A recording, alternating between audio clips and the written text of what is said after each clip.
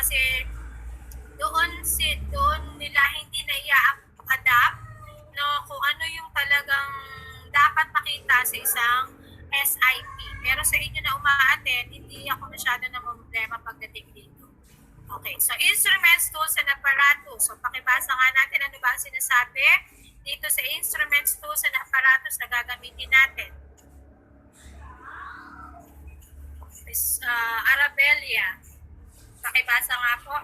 Instruments, tools, and apparatus plays an important role in conducting an experiment. And apparatus must also be clearly defined and described, including its name, branch, model,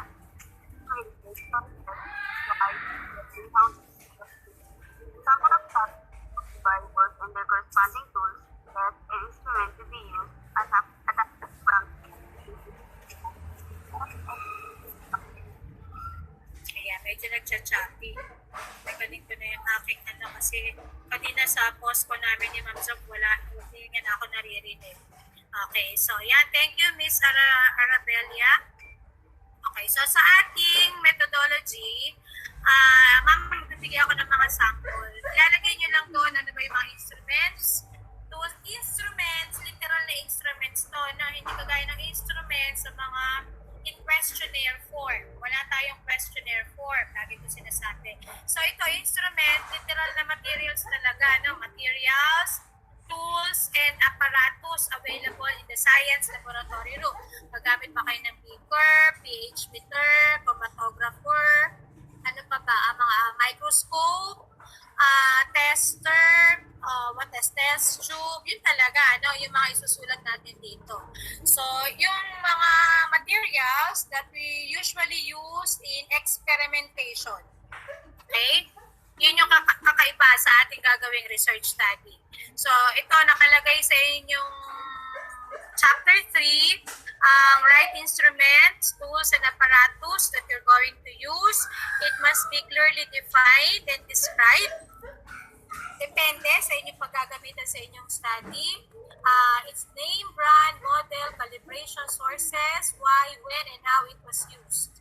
Sample of studies, measurable ba yan? Itong number 3, yung sample of studies, nakita nyo, nag-upload ako ng STEM Student Research Handbook sa ating GC last week yata yun. Sino po yung nakapag-browse na nung handbook? Ako po, ma'am. Okay, very good. Nakita mo. Ako po. Lorenzo, nakita mo na yung mga tools, equipments, and apparatus. Halimbawa, kung kulay, color, ang iyong itetest. Yes, okay. So, magiging guide nyo yun, no? Halimbawa, kukunin nyo yung color ng ink or smoke.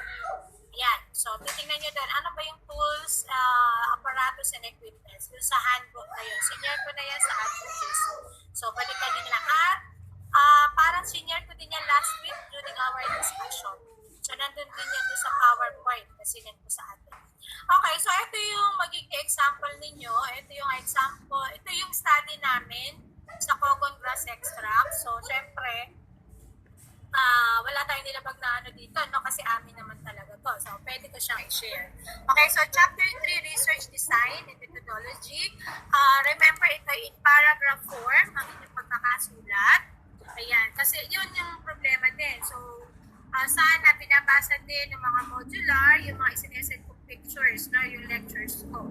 Okay, so research design. Yan. So, pakibasa nga research design, Edmars.